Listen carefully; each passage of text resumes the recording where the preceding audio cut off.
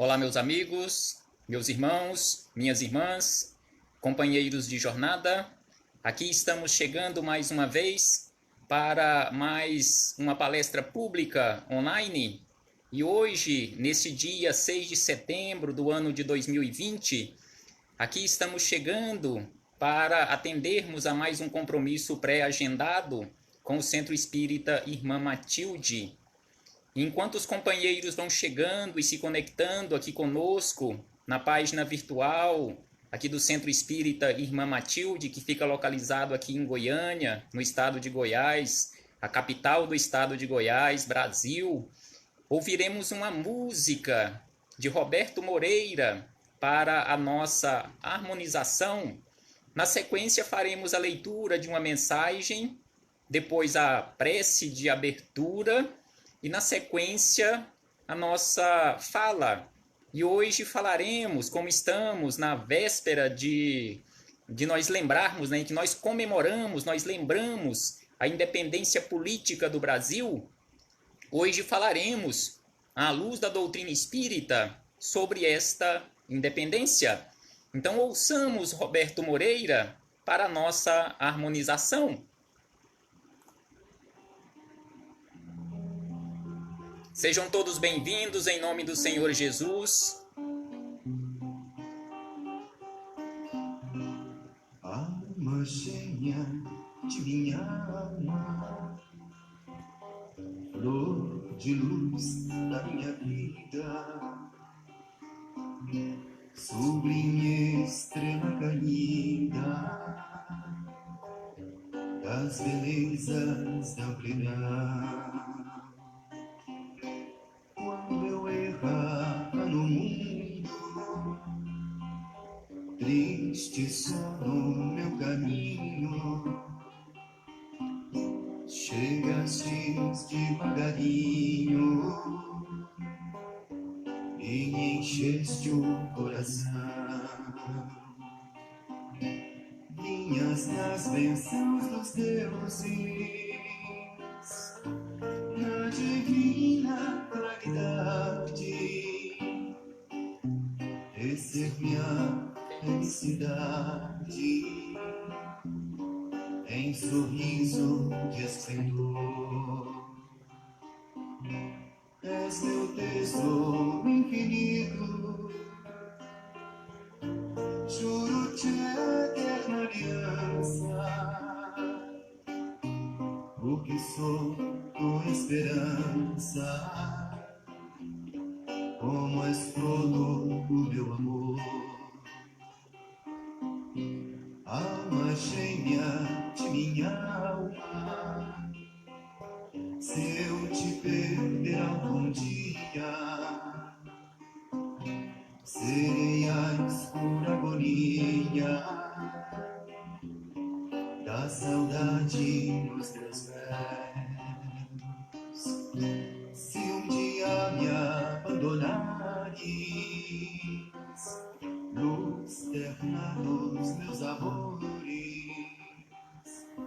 hei de esperar-te entre as flores, na claridade dos céus. Vinhas nas bênçãos dos deuses, na divina claridade, tecer minha felicidade em sorriso de esplendor. És meu tesouro infinito, juro-te eterna aliança, porque sou tua esperança, como és todo o meu amor.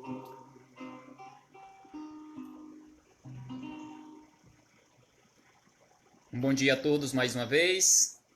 Sejam todos bem-vindos em nome do Senhor Jesus. Vamos fazer a leitura da nossa mensagem para continuarmos a nossa harmonização antes de fazermos a nossa prece. E hoje escolhemos para a nossa leitura a mensagem de número 45 do livro Minutos de Sabedoria, de Carlos Torres Pastorino. E ele fala exatamente aqui nesta mensagem sobre o perdão. Então ele nos diz o seguinte: se alguém não o compreende, perdoa e siga adiante. Não guarde em seu coração mágoas e ressentimentos, medo e tristeza. Caminhe para frente. Quanta gente espera de você apoio, compreensão e carinho? Se não o compreendem, não se importe. Perdoe e siga em frente, porque em todos os caminhos encontraremos sempre lições preciosas que nos farão progredir. Então, conforme Pastorino nos diz aqui, a necessidade constante, conforme Jesus nos fala, do perdão e caminharmos adiante, sem ficarmos olhando para trás. Então, neste momento, meus irmãos, vamos fechar os nossos olhos físicos para abrirmos um tanto mais a nossa visão espiritual, agradecendo a Deus, em primeiro lugar e acima de tudo, pela vida. Agradecendo a Jesus de Nazaré pelos ensinamentos exemplificados que ele nos deixou em seus evangelhos de amor. Agradecermos aos espíritos amigos pelo amparo, pela proteção, pela assistência que sempre tem nos dado ao longo da nossa trajetória. Que todos nós, onde quer que nos encontremos neste momento, que possamos receber o amparo, a proteção, a assistência de que estejamos necessitando. E neste momento, mais uma vez, pedimos aos companheiros, todos nós que aqui nos encontramos reunidos nesta sala virtual, que possamos ampliar os nossos pedidos, as nossas rogativas a Jesus de Nazaré, o seu amor infinito, a sua bondade, a sua misericórdia, possa se estender a todos os irmãos mais necessitados do que nós. E não esquecendo dos nossos irmãos de jornada, trabalhadores da área da saúde, que continuam trabalhando bravamente para salvar vidas, ainda nesta pandemia, que todos possam receber também de acordo com as suas necessidades. Graças damos, Senhor Jesus, por mais esta oportunidade que nos foi concedida, hoje, agora e sempre, e que assim seja, Senhor.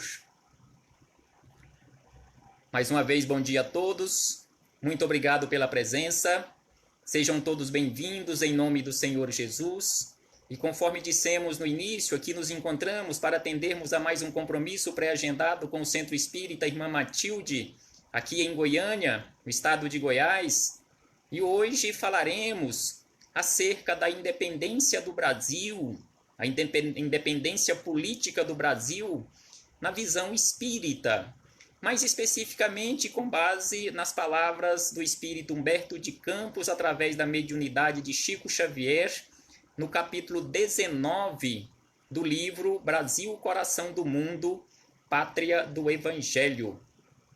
E antes de chegarmos nestas palavras de Humberto de Campos, nesses esclarecimentos, ouçamos Jesus de Nazaré, a promessa que ele nos faz de sempre ir adiante, que é exatamente o que nós encontramos aqui neste livro, no início deste livro, nas palavras de Humberto de Campos, nas palavras de Emmanuel, no prefácio da obra, que Jesus constantemente está à nossa frente, preparando o caminho. Então, conforme João Evangelista anotou em seu evangelho, no capítulo 14, Jesus nos disse o seguinte: não se perturbe o vosso coração, credes em Deus, crede também em mim. Na casa do meu pai há muitas moradas. E conforme nós encontramos hoje dentro da doutrina espírita, estas várias moradas que Jesus nos fala, ele está se referindo a todo o universo, a todos os mundos existentes no universo, que todos são habitados, todos são moradias de espíritos. E aí ele diz na sequência: se não fosse assim, não teria dito que vou preparar um lugar para vós. Então aqui Jesus nos faz esta promessa de sempre ir adiante, sempre ir caminhando à nossa frente, preparando o caminho, retirando as pedras, retirando os espinhos. E exatamente isto que nós encontramos no livro Brasil, Coração do Mundo, Pátria do Evangelho, quando Jesus começou todo o trabalho de organização no plano espiritual e trazendo para o mundo físico este preparo do Brasil para a transplantação do seu evangelho de amor da Palestina, da região da Palestina, para o Brasil, e depois também a transplantação da doutrina espírita da França para o Brasil. Então vejamos e ouçamos palavras no caso de Emmanuel, que está aqui no prefácio desta obra, quando ele nos fala sobre a missão do Brasil, onde ele nos fala sobre aquela missão do Brasil na condição de celeiro do mundo, na produção de alimentos, e que não pode ser restrita e ficar restrita apenas nesta condição econômica, que ela deve ser ampliada e precisa ser ampliada muito mais na sua amplitude espiritual.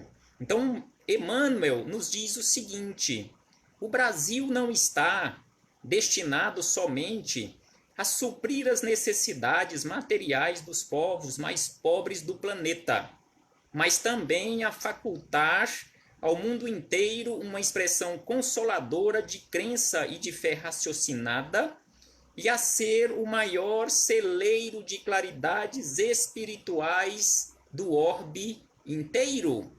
Então aqui Emmanuel nos fala que o Brasil tem que ser enxergado e encarado desta forma, nessa condição desta fé raciocinada que nós temos hoje aqui entre nós, como o maior celeiro de claridades espirituais do orbe terrestre. E mais adiante ele nos diz que o Brasil terá, e aqui ele fala para o futuro, e aí quando olhamos no momento, observamos o momento pelo qual nós estamos passando, às vezes até nos questionamos, mas será que Emmanuel realmente está correto quando ele nos faz esta afirmativa, nos fez esta afirmativa lá nos idos do ano de 1938? Então ele nos diz o seguinte, que o Brasil terá também o seu grande momento no relógio que marca os dias da evolução da humanidade. Então ele diz que o Brasil terá o seu grande momento. E aí nos diz ainda na sequência que o Brasil terá, colocando mais uma vez para o futuro, o Brasil terá sua expressão imortal na vida do espírito, representando a fonte de um pensamento novo, sem as ideologias de separatividade, e inundando todos os campos das atividades humanas com uma nova luz. Então aqui Emmanuel nos fala desta missão enorme do Brasil em relação à questão de sem ideologia, sem separatividade, e inundando todos os campos das atividades humanas com uma nova luz, com um pensamento novo. E aí ele encerra dizendo: peçamos a Deus, isso lá em 1938, e parece que esta frase de Emmanuel é de hoje, porque ele nos diz o seguinte: peçamos a Deus que inspire os homens públicos atualmente no leme da pátria do Cruzeiro, e que nesta hora amarga, em que se verifica a inversão de quase todos os valores morais, é como se ele estivesse falando agora, ao vivo e a cores para todos nós, no seio das oficinas humanas, saibam eles colocar muito alto a magnitude dos seus precípios deveres. Então aqui ele chamando a atenção para todos nós, para pedirmos a Deus pelos nossos políticos, que eles possam verdadeiramente arcar com os compromissos assumidos, em especial no mundo espiritual, as suas missões aqui na Terra, para com o Brasil, na condição de administradores públicos. E aí na sequência nós encontramos Humberto de Campos. Humberto de Campos nos dizendo, nos seus esclarecimentos, antes do início do primeiro capítulo, ele nos diz que a sublime exemplificação do Divino Mestre na sua expressão pura e simples só pede a humildade e o amor da criatura para ser devidamente compreendida. E realmente, o Evangelho de Jesus só pede isto de nós: humildade e amor nesta abençoada tarefa de espiritualização. O Brasil caminha na vanguarda. O material a empregar nesse serviço não vem das fontes de produção originalmente terrena, e sim do plano invisível, onde se elaboram todos os ascendentes construtores da pátria do Evangelho. Então aqui ele nos fala de todo o material que nós receberíamos e que estamos recebendo do mundo espiritual.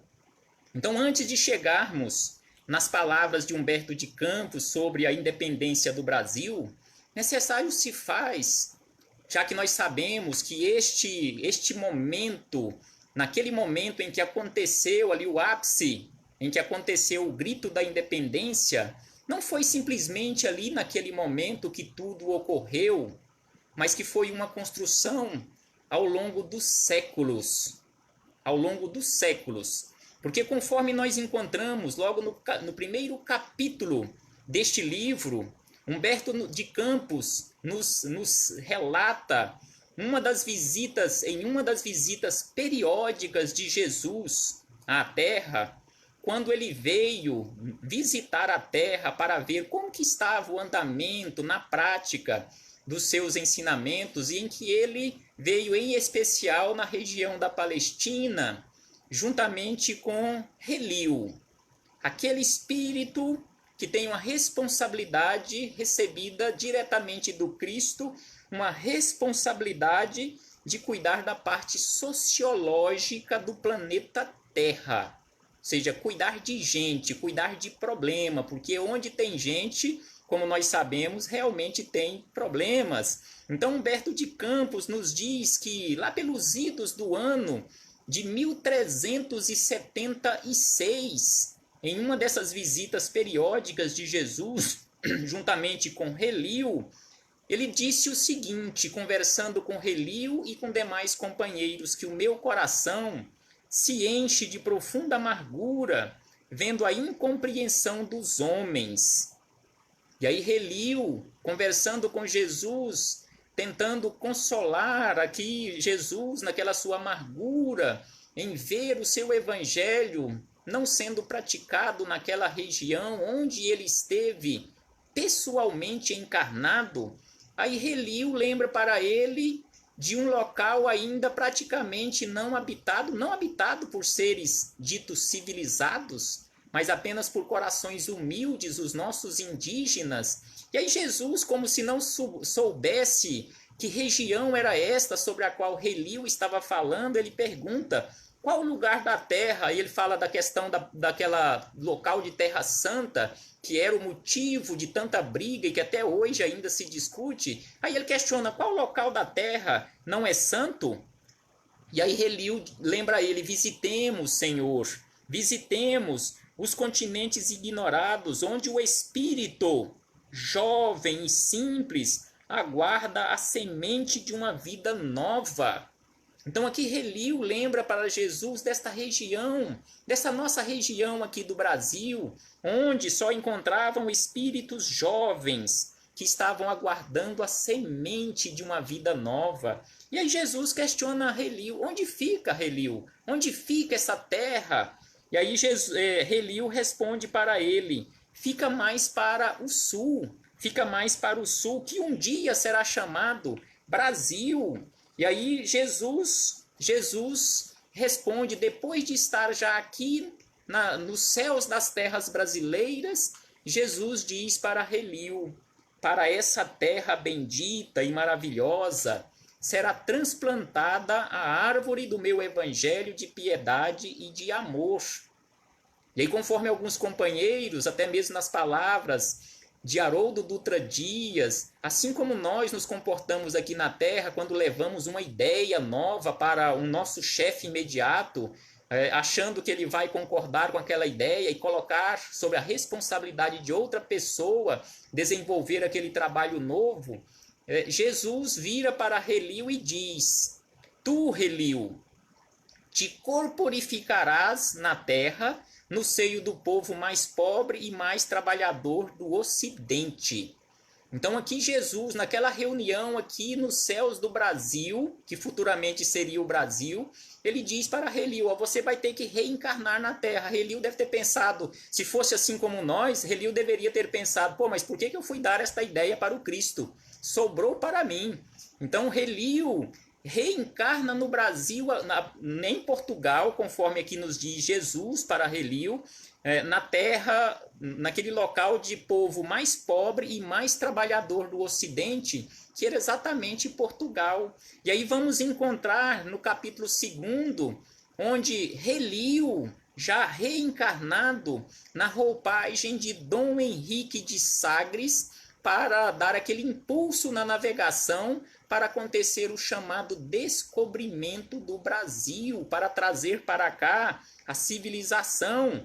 E neste caso, Relio, na roupagem de Dom Henrique de Sagres, retorna ao plano espiritual antes do descobrimento do Brasil, mas deixa todo o trabalho organizado na condição de um grande navegador e retorna em 1460 para o plano espiritual. E aí, como nós encontramos na história, em 1498, Vasco da Gama descobre o caminho das Índias. E em 7 de março de 1500 sai a expedição de Cabral de Portugal. E, conforme nós conhecemos na história, devido a todos aqueles problemas de direcionamento de vento e assim sucessivamente, ele acaba chegando, as suas caravelas acabam chegando aqui no Brasil no dia 22 de abril do ano de 1500, mas ele não sabia, neste caso Cabral não sabia, que na verdade ele estava sendo conduzido exatamente por Dom Henrique de Sagres, do plano espiritual, para que ele chegasse até aqui o Brasil. E chegando aqui no Brasil, já em solo brasileiro, Relio, conversando com Jesus, ouve a seguinte frase: a região do Cruzeiro, onde se realizará a epopeia do meu evangelho. Então Jesus fala para Relio, depois do descobrimento, que aqui ocorreria a epopeia do seu evangelho. E já no ano de 1500 também,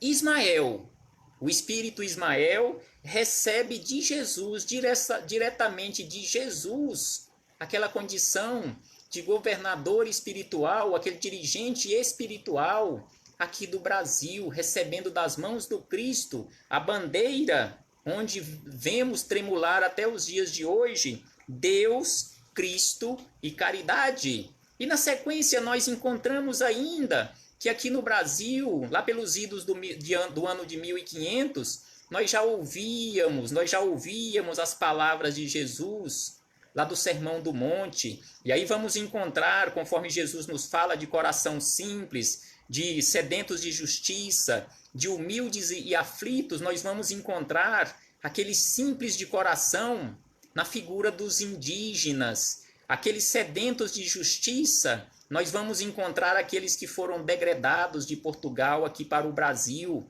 E nós vamos encontrar na figura dos humildes e aflitos aqueles que foram escravizados.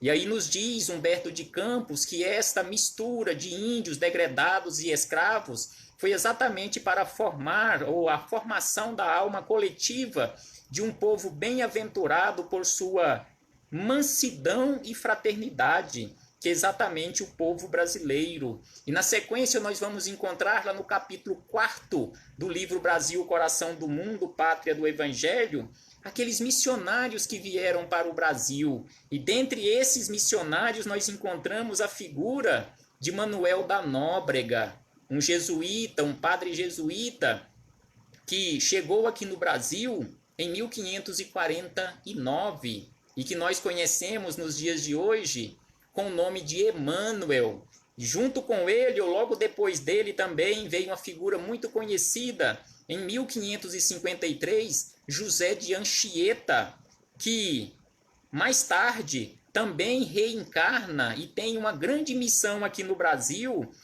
na roupagem de João Barbosa, ou simplesmente Fabiano de Cristo.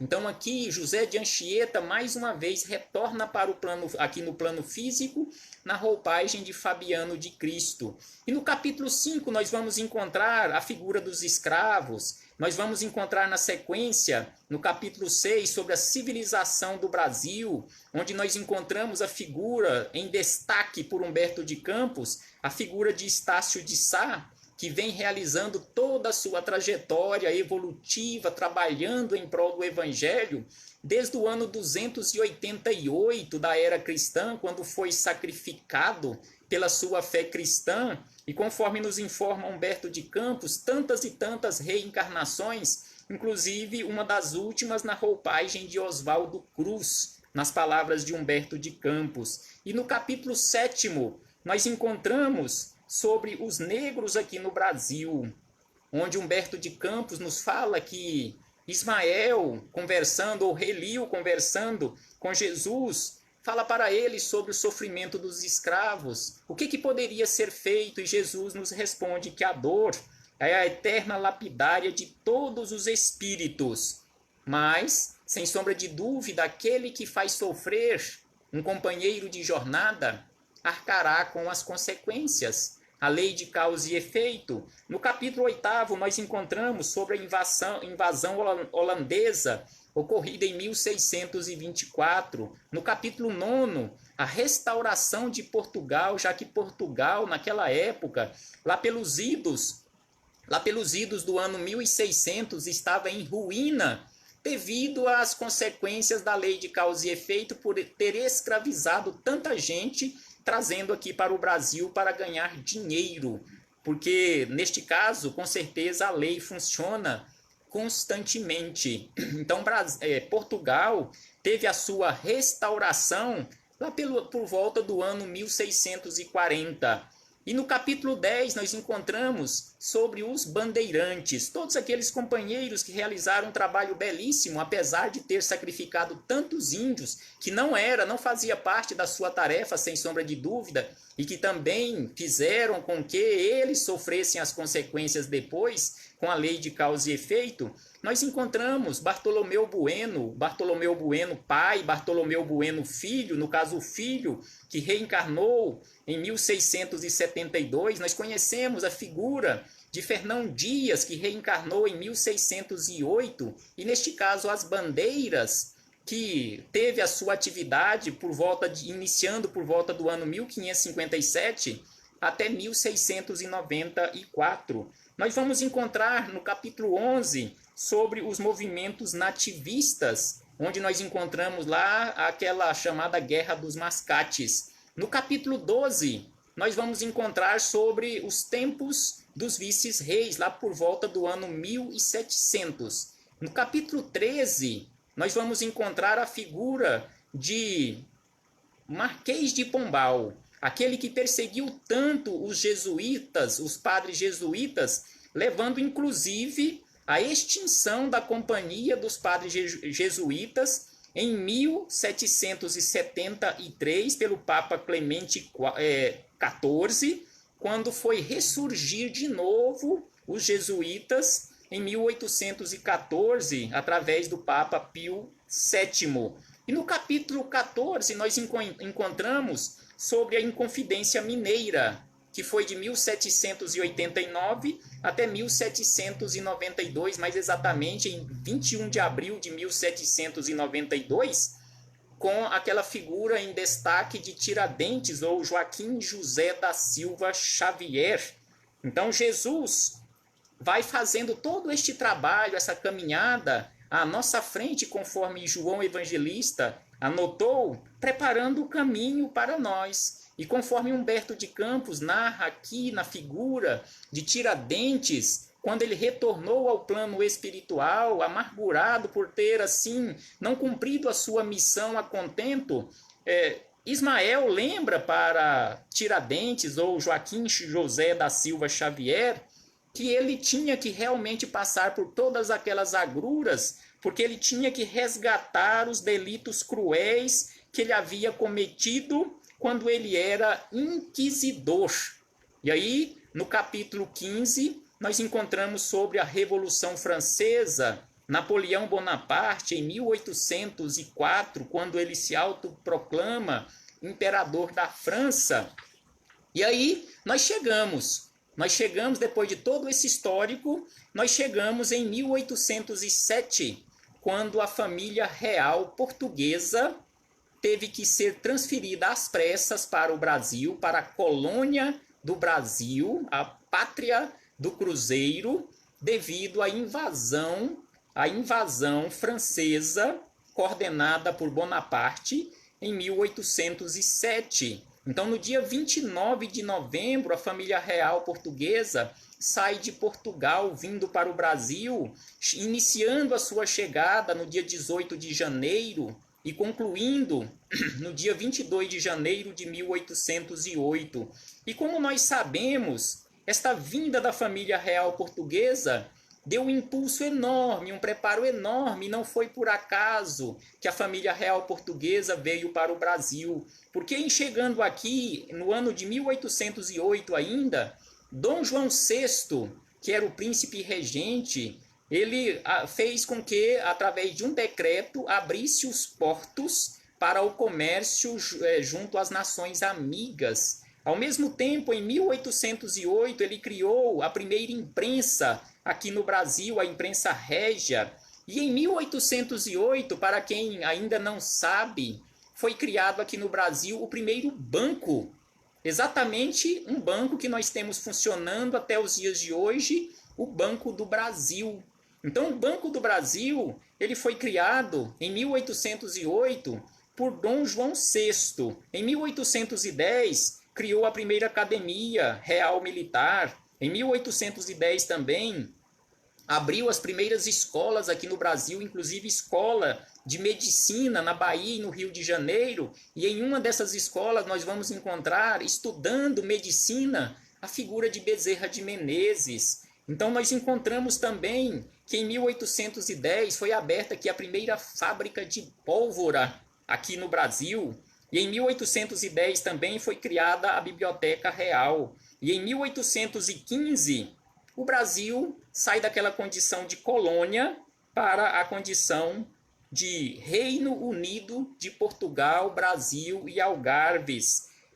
E aí, é lógico, nós encontramos, em 1820, nós encontramos aquela necessidade de a família real portuguesa retornar para Portugal, porque estava acontecendo em Portugal, mas exatamente na cidade do Porto, uma revolução.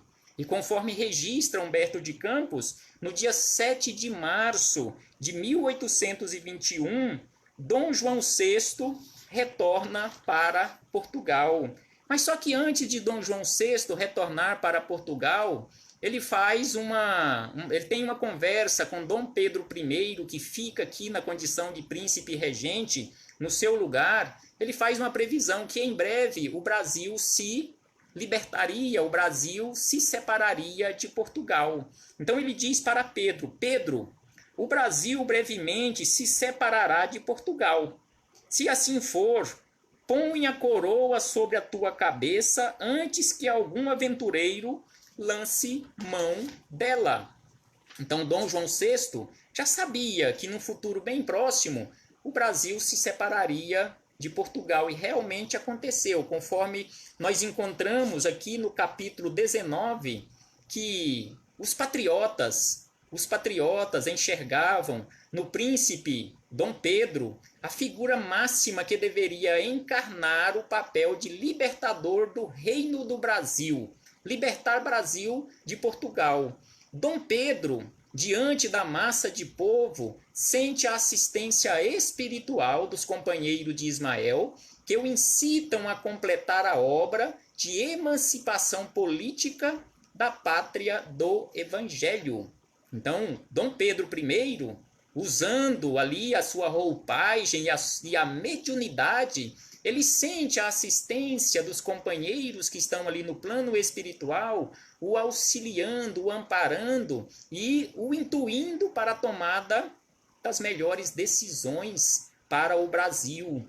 E aí ele recorda exatamente aquela frase que acabamos de ler do seu pai, recordando-lhe simultaneamente as palavras do pai no instante das despedidas. Então os espíritos amigos sopram ali no seu ouvido exatamente aquelas frases do pai. Ó Pedro, um dia o Brasil se separará de Portugal. Se assim acontecer, assume o poder que eu aceitarei. E conforme nós conhecemos na história, Dom Pedro aceitou aquela condição de assumir realmente, mas desde que tivesse uma condição. Se o seu pai fosse obrigado a voltar para o Brasil devido a alguma circunstância lá em Portugal, e ele retornasse para o Brasil, ele deixaria o trono em favor do seu pai. E aí nos diz ainda que após alguns minutos de angustiosa expectativa, o povo carioca recebia a promessa formal do príncipe de que ficaria no Brasil. Então aqui, esse diálogo que aqui Humberto de Campos nos traz, essa narrativa que Humberto de Campos nos traz, exatamente naquele momento em que Dom João, na verdade a coroa portuguesa, estava exigindo que Dom Pedro I também retornasse para Portugal. Então aqui, neste diálogo em que os espíritos amigos o intuem a não retornar para Portugal, ele toma aquela decisão de ficar aqui no Brasil, e aí ele diz, Humberto de Campos, que contra todas as determinações das Cortes de Lisboa, para o bem da coletividade e para a felicidade geral da nação. Aí nós conhecemos este dia, 9 de janeiro de 1822, nós conhecemos como aquele dia do fico, em que Dom Pedro disse exatamente desta forma que se fosse para a felicidade e o bem da coletividade, diga a todos que eu ficarei, eu desobedecerei o meu pai e não retornarei a Portugal, pelo bem e para o bem de toda a coletividade do povo brasileiro. E com a sua audaciosa desobediência às determinações da metrópole portuguesa, aí aconteceu, é lógico, que aquela insurgência das forças portuguesas, comandadas pelas tropas de Portugal, para retomarem à força o Brasil. E aí, conforme nos diz Humberto de Campos, que mais as tropas fiéis a Lisboa resolvem normalizar a situação, ameaçando abrir luta com os brasileiros. Isso aconteceu no dia 11 de janeiro de 1822. Não fosse o auxílio do alto, nos diz Humberto de Campos, mais uma vez, o plano espiritual trabalhando em prol da paz. Ele nos diz que não fosse o auxílio do plano espiritual, todos os propósitos de paz se teriam malogrado numa pavorosa maré de ruína e de sangue, porque muita gente estava envolvida nisso aí, inclusive mais de 10 mil brasileiros estavam prontos para brigar pela independência contra todo aquele comando militar de Portugal. E aí nos diz que Ismael acode ao apelo das mães desveladas e sofredoras, mães pedindo ao plano espiritual que auxiliassem, que socorressem, não deixassem que seus filhos fossem sacrificados em prol da nação brasileira, que o plano espiritual digamos assim, auxiliasse para que tudo fosse pacificado. E exatamente isto e desta forma aconteceu, conforme nós conhecemos na história e conforme Humberto de Campos registra, que a verdade é que, sem um tiro, o chefe português Jorge de Avilés obedeceu com humildade a intimação de Dom Pedro I. Então, Dom Pedro I, já se sentindo naquela condição de príncipe, naquela condição de comandante maior aqui do Brasil, ele impôs a Jorge de Avilés que ele recolhesse as suas tropas e retornassem para Portugal, porque ele não iria, porque a ordem era que a tropa portuguesa levasse Dom Pedro I, mesmo que fosse à força, para Portugal. E ele falou, não irei. E aí, Jorge Avilés, ali amparado e intuído por Ismael e a sua falange, obedeceu humildemente as palavras e as ordens de Dom Pedro I. Primeiro que ele não iria, e depois que ele, com a sua tropa, se retirasse do Brasil. E assim aconteceu no dia 13 de janeiro de 1822, onde, conforme registra que Humberto de Campos, Jorge Avilés e a sua tropa se rendeu e aguardou na margem da Guanabara até que pudesse regressar para Lisboa. E aí nos diz Humberto de Campos, nas palavras de Ismael, o seguinte, que a independência do Brasil, meus irmãos, aqui são palavras de Ismael, que a independência do Brasil já se encontra definitivamente proclamada. Já se encontra. Para o plano espiritual, quando Dom Pedro I desobedeceu o seu pai e falou que não retornaria e que ficaria aqui no Brasil, para o plano espiritual já estava tudo resolvido, já está ocorrida a independência, já houve a separação. E aí eles acrescentam ainda mais, Ismael, que desde 1808, quando a família real portuguesa saiu lá de Portugal e veio para o Brasil, na verdade, já tinha acontecido esta independência. Ele diz, desde 1808, ninguém lhe podia negar ou retirar essa liberdade. Palavras de Ismael. E aí, na sequência, nós vamos encontrar Tiradentes. Como falamos anteriormente, Tiradentes, no plano espiritual, continuava cumprindo a sua missão em prol do Brasil. E aí registra Humberto de Campos que Tiradentes acompanhou o príncipe Dom Pedro I nos seus dias faustosos de volta ao Rio de Janeiro, depois que ele disse que ficaria no Brasil. Em São Paulo ele disse isto. Aí diz que um correio providencial leva ao conhecimento de Dom Pedro as novas imposições das cortes de Lisboa. Então, quando ele estava retornando de São Paulo para o Rio de Janeiro, chegou mais um correio, mais uma carta de Portugal, dizendo que era para ele voltar para Portugal. Ainda não tinha, a coroa portuguesa não tinha desistido da ideia de ele voltar para Portugal, mesmo que fosse à força. E aí nos diz aqui o registro de Humberto de Campos, conforme também nós conhecemos na história. Ali mesmo, nas margens do riacho do Ipiranga, quando ninguém contava com esta última declaração sua, ele deixa escapar o grito de independência ou morte.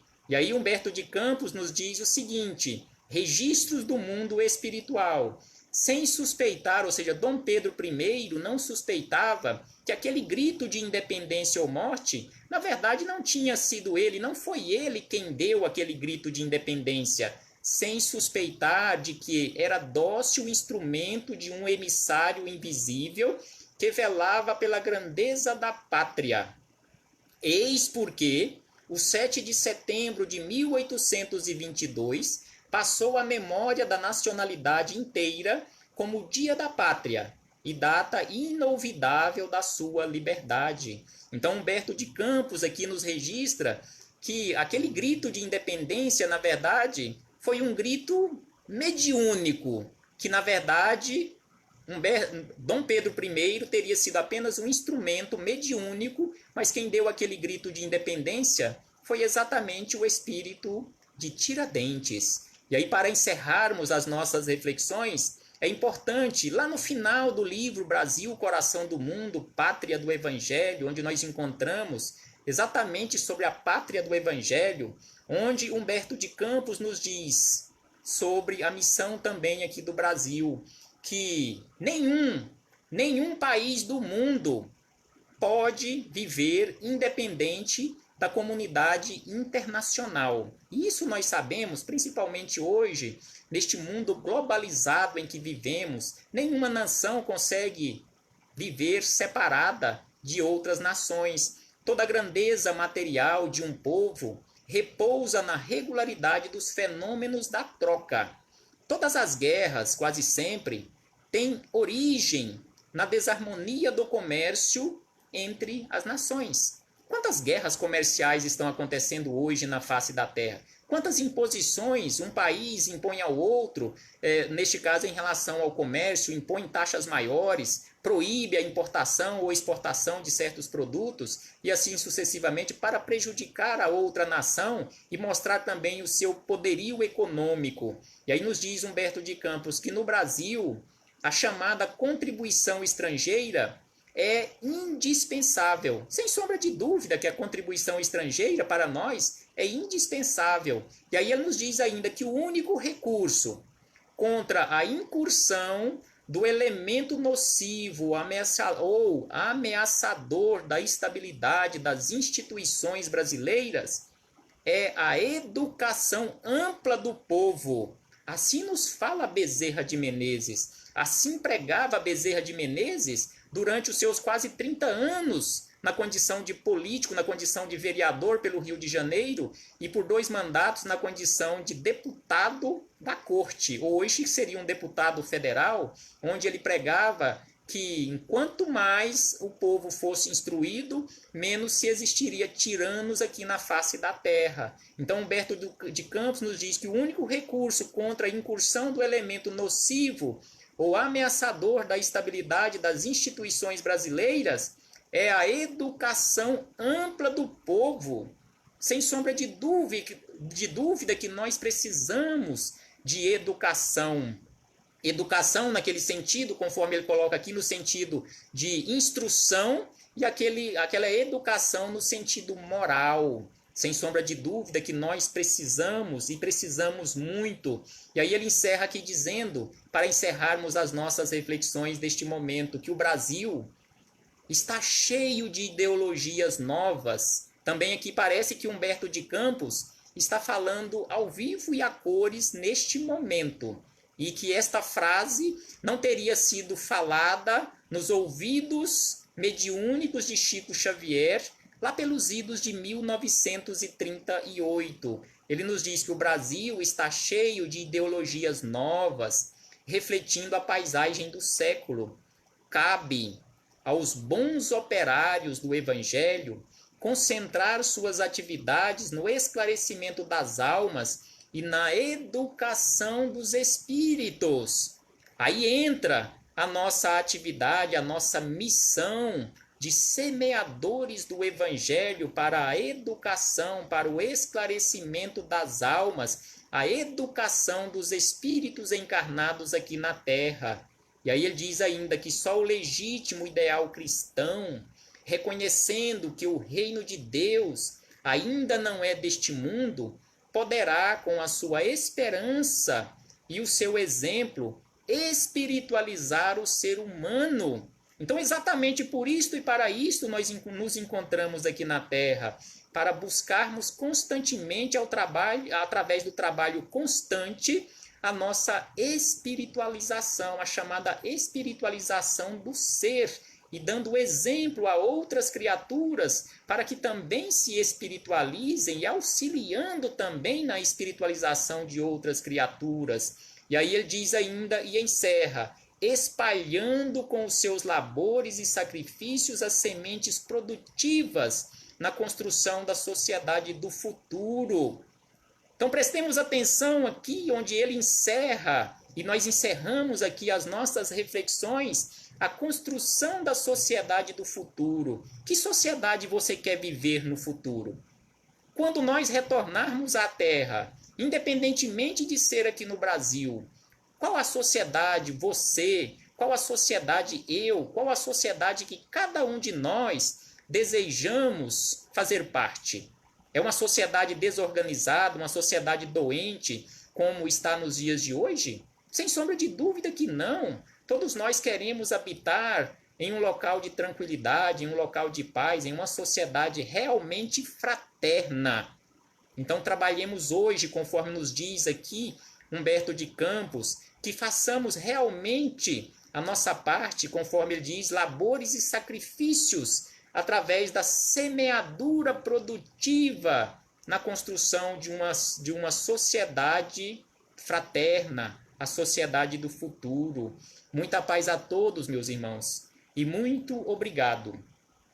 Muito obrigado de coração a todos vocês que me acompanhou durante estes 50 minutos, ou quase 50 minutos para alguns, nestas reflexões, este relato da história. Sei que alguns companheiros não gostam de história. Eu conheço pessoas que não são muito afinizadas, acham muito chata a questão da história, principalmente falar do passado, mas sem sombra de dúvida que nós precisamos, principalmente no sentido espiritual, falarmos do nosso passado para mostrar que hoje nós já nos encontramos, apesar de nós às vezes duvidarmos, mas nós já nos encontramos em uma condição muito melhor. Hoje nós já somos bem melhores do que lá pelos idos do ano de 1300. 1370 e alguma coisa, quando começa o relato de Humberto de Campos. Então vejamos que o relato de Humberto de Campos, neste livro que não é tão espesso, ele tem uma duração de 1376, 370 e alguma coisa, até a fundação da Federação Espírita Brasileira, em 1884. Então, é um relato da nossa história de mais de meio milênio, ou seja, mais de 500 anos de relato que Humberto de Campos nos traz aqui sobre a nossa caminhada. E, com certeza, precisamos caminhar muito mais para a construção da nossa sociedade do futuro. Paz aos nossos corações. Vamos fazer neste momento a nossa prece para encerrarmos na sequência a nossa transmissão. Fechemos mais uma vez, meus irmãos, os nossos olhos, agora para agradecermos. Agradecermos a Jesus de Nazaré por mais esta belíssima oportunidade que ele nos concedeu de estudarmos na história nossa, da nossa trajetória, plano espiritual e plano físico, a nossa caminhada. E também mostrando, através das palavras, das anotações de Humberto de Campos, o trabalho incessante do plano espiritual para a nossa melhoria. Muito obrigado ao Senhor Jesus. Muito obrigado a Relio. Muito obrigado a Ismael. Muito obrigado a todos os companheiros do plano espiritual que constantemente estão com uma disposição enorme em nos auxiliar, que possamos nos fazer merecedores deste auxílio. Graças damos a Ti, Senhor Jesus, hoje, agora e sempre, e que assim seja, Senhor.